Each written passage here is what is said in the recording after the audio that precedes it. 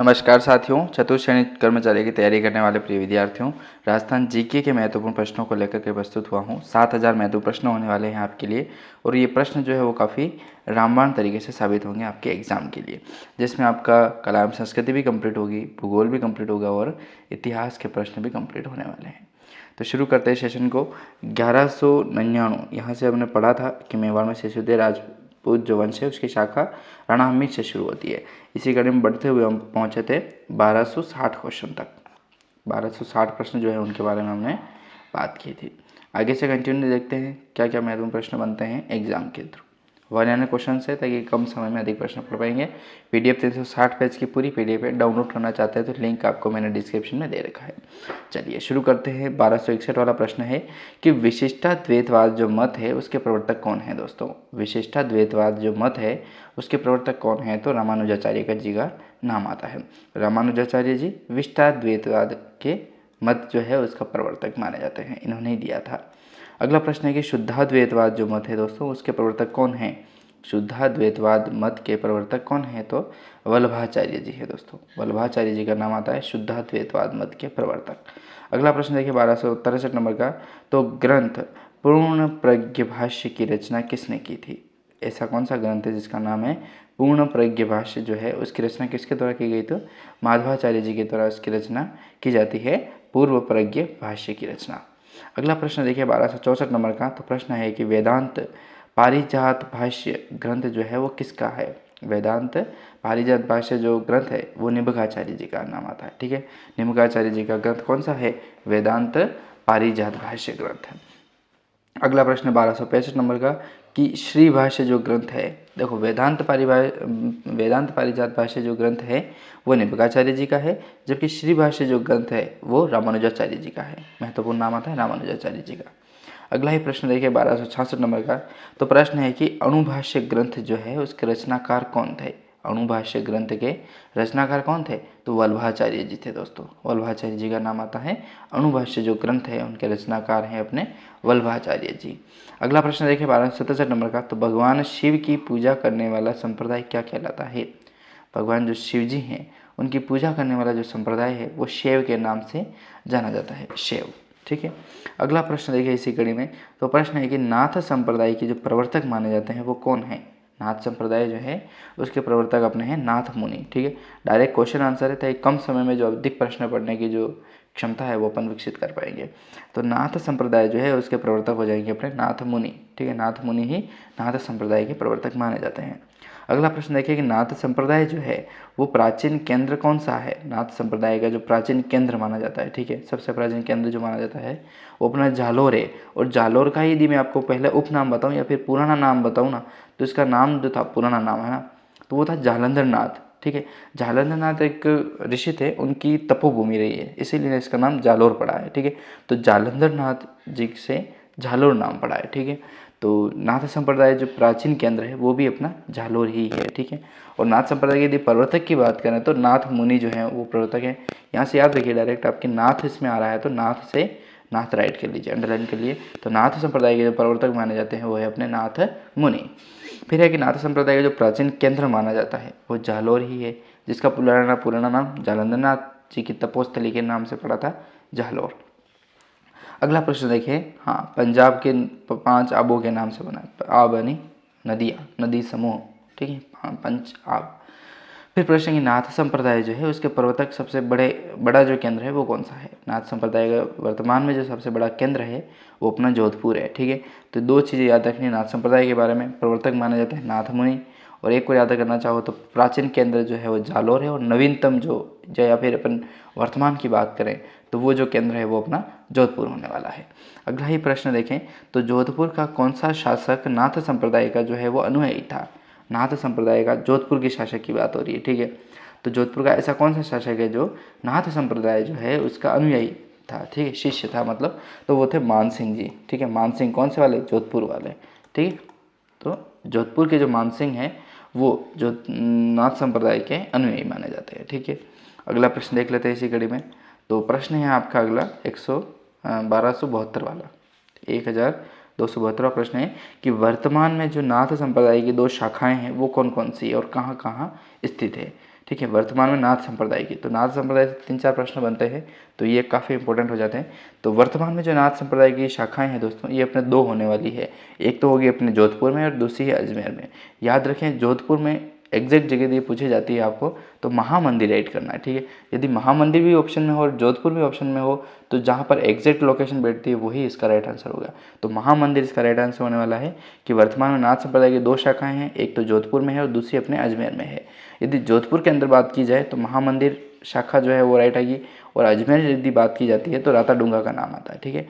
राताडूंगा जगह एग्जैक्ट जगह यदि पूछी जाती है तो राताडूंगा राइट होगा और एक महामंदिर राइट होगा।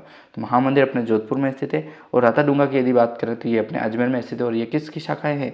नाथ संप्रदाय की प्रमुख दोनों शाखाएं हैं। अगला प्रश्न है, गोरखनाथ, मत्स्येंद्रनाथ, जालंधरनाथ किस संप्रदाय के संत थे दोस्तों? बहुत ही इंपॉर्टेंट है।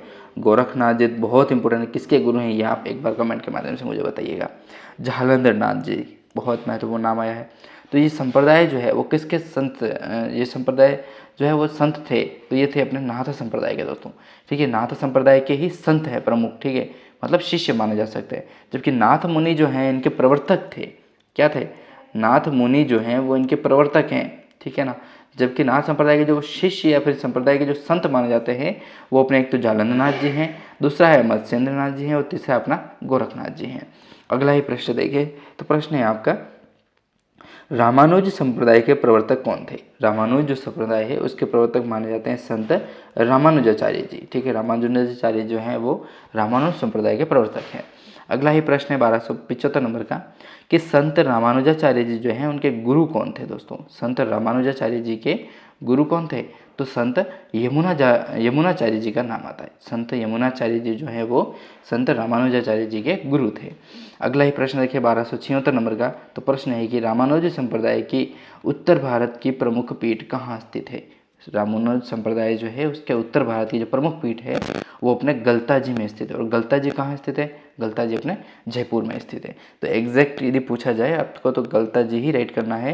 रामानुज संप्रदाय की जो उत्तर भारत की बात हो रही है, तो उत्तर भारत में यदि प्रमुख पीठ पूछी जाती है तो गलता जी ही राइट होगा जो अपने जयपुर में स्थित है। और संत रामानुजाचार्य जी के जो गुरु हैं वो संत यमुनाचार्य जी हैं, और याद रखिएगा संत यमुनाचार्य जी। अगला ही प्रश्न है 1277 नंबर का, कि रामानंद संप्रदाय जो है, रामानंद संप्रदाय के जो प्रवर्तक माने जाते हैं वो कौन है? तो संत रामानंद जी ही रामानंद संप्रदाय के प्रवर्तक है, ठीक है। संत रामानुजाचार्य जी जो है वो यमुनाचार्य जी हैं, ठीक है।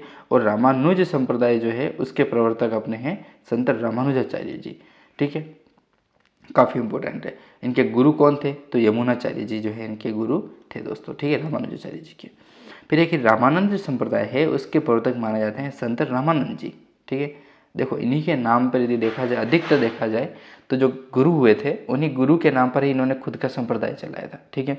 तो इसी तरीके से है, तो रामानंद जी के द्वारा रामानंद संप्रदाय चलाया गया, रामानुजाचार्य जी के द्वारा रामानुज संप्रदाय चलाया गया। तो इसी प्रकार से इन्होंने अपने स्वयं के संप्रदाय चला करके प्रसिद्धि पाई थी और शिष्यों को बनाया था। फिर प्रश्न है कि उत्तर भारत में जो भक्ति आंदोलन है उसके पिता कहते हैं। उत्तर भारत में भक्ति आंदोलन के जो पिता कहा जाता है वो संत रामानंद जी को ही कहा जाता है, क्योंकि उत्तर भारत की प्रमुख पीठ इनकी कहाँ स्थित है? गलता जी जयपुर में स्थित है, ठीक है, याद रखिएगा।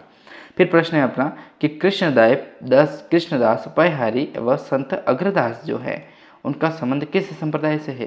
कृष्णदास पैहारी एवं संत अग्रदास का जो संबंध है वो अपने संबंधित है दोस्तों रामानंदी संप्रदाय से। काफ़ी महत्वपूर्ण प्रश्न होता है, इसको आप स्टार लगा ही लीजिएगा, ठीक है। यहाँ से प्रश्न देखने को मिलता है अपने को। तो कृष्णदास जो पैहारी व संत जो अग्रदास जी है उनका संबंध जो है वो अपना संप्रदाय होगा रामानंदी संप्रदाय। फिर प्रश्न है 1280 नंबर का, कि आमेर का जो कौन सा राजा जो है वो कृष्णदास का अनुयायी बना था? देखो आमेर का ऐसा कौन सा राजा है जो कृष्णदास जी जो थे इनका प्रवर्तक बना था या फिर अनुयायी था? प्रवर्तक नहीं, अनुयायी था, मतलब शिष्य था। तो वो थे अपने पृथ्वीराज जी, ठीक है। कौन से वाले? आमेर जयपुर के राजा थे पृथ्वीराज जी जो है वो संत जो कृष्णदास जी हैं उनके अनुयायी बने थे, ठीक है। चलिए अगला प्रश्न देखिए 1281 नंबर का प्रश्न आता है कि रामरासा जो ग्रंथ है उसकी रचना किसके द्वारा की जाती है? रामरासा ग्रंथ जो है उसकी रचना किसके द्वारा की जाती है? तो कृष्ण भट्ट जो कलानिधि थे उनके द्वारा इनकी रचना की जाती है। कृष्ण भट्ट जो कलानिधि थे वो रामरासा ग्रंथ जो है उसकी रचना करते हैं कृष्ण भट्ट कलानिधि। याद रखिएगा, बहुत ही महत्वपूर्ण प्रश्न है। कलानिधि कृष्ण भट्ट कलानिधि राम रसा ग्रंथ की रचना की थी।